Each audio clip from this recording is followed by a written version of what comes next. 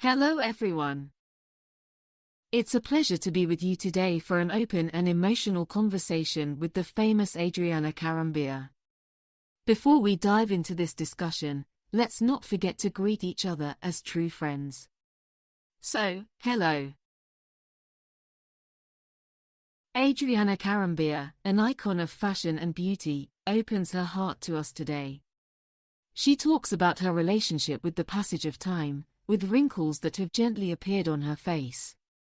But make no mistake, my friends, this 51-year-old woman is much more than just a beautiful face.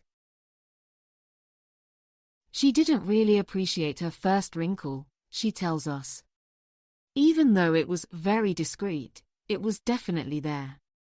But it was at 40 when Adriana began to see the marks of time slowly settling on her face. A question about injections. "Look, I have all my wrinkles," she responds to the journalist. "They're here." Cosmetic surgery was so trendy 10 years ago, but now the trend has changed. "I think one must accept their age," explains the model. A woman who presents, alongside Michelle Symes, the extraordinary powers of the human body. Accepting your age doesn't mean you're unhappy, or that you're finished. You can fall in love at 50. You can have a beautiful life. An inspiring philosophy of life, isn't it? And how did Adriana Karembeu transform her body in 2 years? Instead of succumbing to the temptation of the scalpel, she prefers to invest in natural methods like exercising 6 times a week for an hour a day.